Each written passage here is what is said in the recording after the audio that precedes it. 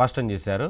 ఇదే అంశానికి సంబంధించి వాళ్ళ డిబేట్లో మాట్లాడదాం. డిబేట్లో పాల్గొంటున్నారు అందే సత్యం గారు, సీనియర్ పొలిటికల్ అనలిస్ట్, అలాగే వంశీకృష్ణ గారు, టీడీపీ అధికార ప్రతినిధి, రజనీ గారు, జనసేన అధికార ప్రతినిధి. డిబేట్లోకి వెళ్దాం. అంతకన్నా ముందు ఒకసారి ముఖ్యమంత్రి ఏమన్నారో చూసి ఆ తర్వాత డిబేట్ని కంటిన్యూ చేద్దాం. సోషల్ మీడియా ఉందని మీ ఇష్టానుసారంగా వాగితే మీ సమాధానం ఇవ్వాలన్నిటికీ అలాంటి వాళ్ళని ఏం చేయాలనో పగడ్బందీగా ఆలోచిస్తాం.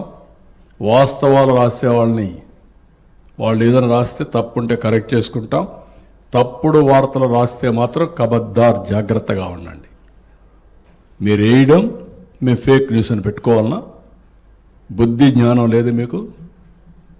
ఏమనుకుంటున్నారు మీరు? ప్రతిరోజు ఏదో ఒకటి పెట్టి ప్రజల అటెన్షన్ డైవర్ట్ చేసి కావాలని ఫేక్ న్యూస్ అంతా పెట్టే పరిస్థితికి వచ్చారు. ఇంకా అడ్డు వాపు లేదు, ఏమైనా చేయగలుగుతామని ఇష్ట ప్రకారం వేస్తే మేము చూస్తూ పోస్టులు పెట్టుకోవాలి ఎవ్రీడే. ఇదే పనే. కబద్దార్ జాగ్రత్తగా ఉండండి. ఎంతవరకైనా వెళ్తాం. Will control this fellows. అవసరమైతే మొన్న కూడా నేను చెప్పాను, మొన్నటి వరకు ఆడవాళ్ళ పైన పడ్డారు, క్యారెక్టర్ అసాసినేషన్ చేశారు, రాజధాని పైన పడ్డారు, ఇప్పుడు ఇలాంటి తప్పుడు పనులు చేస్తారు. మొత్తంగా ఎవరైతే తప్పుడు ప్రచారం చేస్తూ ఉన్నారో కఠినంగా వ్యవహరిస్తాము, చట్టాన్ని తీసుకువస్తాము. సోషల్ మీడియాలో ఫేక్ ప్రచారం చేస్తున్న వారు ఎవరైతే ఉంటారో వారి మీద కఠినంగా శిక్షలు పడే విధంగా చేస్తాం, అలాగే చర్యలు కూడా ఉంటాయంటూ ముఖ్యమంత్రి స్పష్టం చేశారు. అలాగే దిశానిర్దేశం చేస్తూ ఉన్నారు. ఎందుకంటే వైసీపీ పదే పదే తప్పుడు ప్రచారం చేస్తూ ఉంది సోషల్ మీడియాలో. వైసీపీ అఫీషియల్ ఖాతాల్లో కూడా అదే రకంగా పోస్టులు పెడతా ఉన్న నేపథ్యంలో ప్రభుత్వం కూడా సీరియస్గా ఉంది. ఎందుకంటే కన్స్ట్రక్టివ్గా, నిర్మాణాత్మకంగా ఎవరైనా విమర్శలు చేస్తే ప్రభుత్వం సరి చేసుకోవాల్సిన విషయాలు ఏమైనా సూచనలు చేస్తే తీసుకోవడానికి సిద్ధంగా ఉన్నాం. కానీ ఈ రకంగా పదే పదే పనిగట్టుకొని కావాలనే తప్పుడు ప్రచారం చేస్తే మాత్రం ఊరుకునేది లేదు, ఉపేక్షించేది లేదంటూ స్పష్టం చేస్తున్నారు. సార్ సత్యం గారు నమస్తే సార్. ఏం చెప్తారు? అంటే ప్రభుత్వం చాలా సీరియస్గా ఉంది. ఏంటంటే ఎవరైనా సరే నిర్మాణాత్మకంగా నిజంగా ప్రభుత్వానికి సూచనలు చేయాలనుకున్నా, విమర్శలు చేసినా తీసుకోవడానికి సిద్ధంగా ఉన్నారు, సరి చేసుకోవడానికి సిద్ధంగా ఉన్నామని చెప్తున్నారు. కానీ కావాలనే ఈ రకంగా పనిగట్టుకొని ఏ పని చేసినా సరే ప్రభుత్వం మీద తప్పుడు ప్రచారం చేయాలనే దిశగా వైసీపీ వ్యవహరిస్తూ ఉంది. కాబట్టి ఏ మంచి చేసినా సరే ఏదో ఒక విమర్శ కావాలని చేస్తూ తప్పుడు ప్రచారం చేస్తున్నారు వైసీపీ సోషల్ మీడియాలో. సో ఈ విషయంలో కొంత ప్రభుత్వం కూడా సీరియస్గా తీసుకుంది. ఏం చెప్తారు సార్, మీ అబ్జర్వేషన్ ఏంటి? ఇటీవల కాలంలో చాలా విషయాల్లో ఇదే రకంగా వెళ్తా ఉంది కదా వైసీపీ. ఇప్పుడు ఇప్పటికి కూడా డెమోక్రసీలో ఎగ్జిక్యూటివ్ తర్వాత పార్లమెంటు, జ్యుడిషియరీ తర్వాత ఫోర్త్ ఎస్టేట్ అని చెప్పేసి రెస్పెక్టబిలిటీ ఇప్పటికీ ఉంది మీడియాకు. ఈ మీడియాలో ముఖ్యంగా మెయిన్ మీడియా ఛానల్స్ 70% ఇద్దరు ముగ్గురు కార్పొరేట్ చేతిలో పోయినప్పుడు ఖచ్చితంగా ఇవాళ సోషల్ మీడియా ఒక కామన్ మ్యాన్ వెపన్, సామాన్యుల చేతుల్లో ఉండేటువంటి ఛానల్స్గా ఇవాళ మారింది. దాని పాత్ర పెరిగినప్పుడు దాన్ని పాజిటివ్గా యూజ్ చేసుకుంటే ఇవాళ అద్భుతమైనటువంటి ఫలితాలు వస్తాయి. ఇవాళ డెమోక్రసీ పర్ఫెక్షన్కు ప్రతి విషయం మీద చర్చ జరిగితే ప్రజలు చైతన్యం అవుతారు, తర్వాత వాళ్ళు డెసిషన్ మేకింగ్లో వాళ్ళు ఉంటారు ప్రజలు. కానీ అట్లా కాకుండా దాన్ని నెగిటివ్గా యూజ్ చేస్తే ఇటువంటి సమస్యలు వస్తున్నాయి. కేంద్రంలో గతంలో కేంద్ర ప్రభుత్వం కొన్ని రెగ్యులేషన్స్ ఇష్యూ చేశాను. ఖచ్చితంగా అడ్మిన్ దీనికి అకౌంటబిలిటీ ఉండాలని చెప్పేసి దాంట్లో ఒకటి ఉంది. ఇవాళ రాష్ట్రంలో కూడా ఇవి సోషల్ మీడియా న్యూట్రల్ పోయి ప్రతి పార్టీకి సోషల్ మీడియా కమిటీలు వచ్చినాయి. అవి సెల్స్ మండల్ లెవెల్ వరకు పార్టీ లైన్స్లో సోషల్ మీడియా యూనిట్స్ పెట్టారు.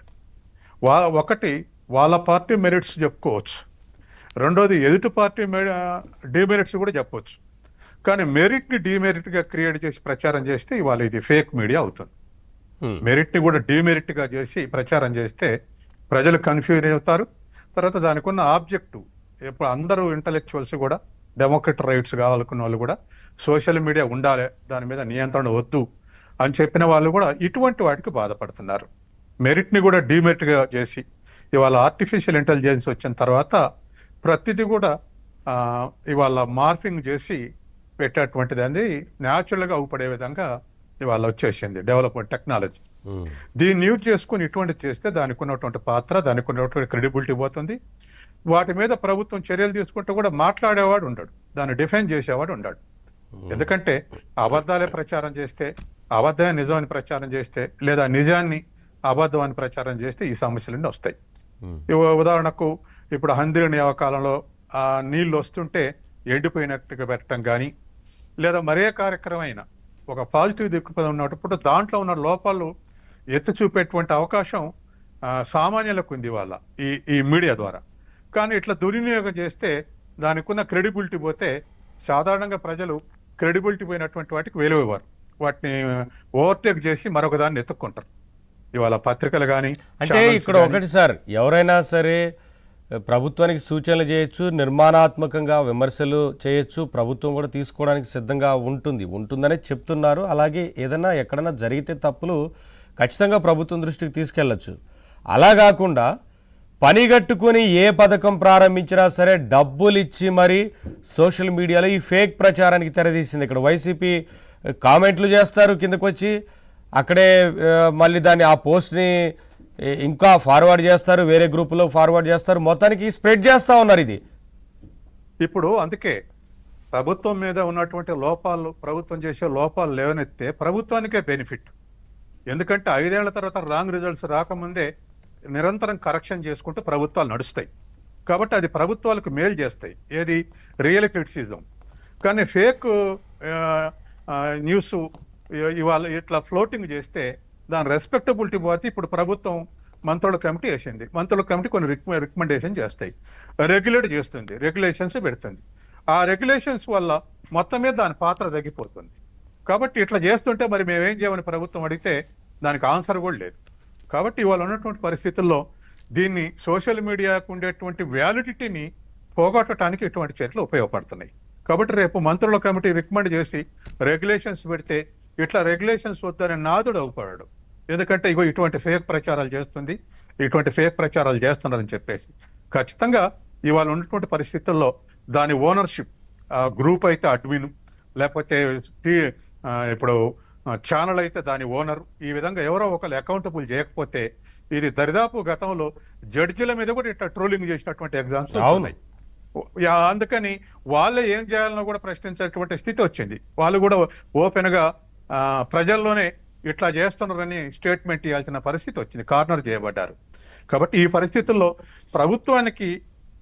ప్రభుత్వానికే ఒక అవకాశం ఇచ్చి కొని తెచ్చుకున్నట్లుగా అవుతుంది. కాబట్టి ఏదైనా కూడా సార్ ఒకటి, ఇక్కడ ఇప్పటికే ఉన్న చట్టాలు కూడా బలంగానే ఉన్నాయి.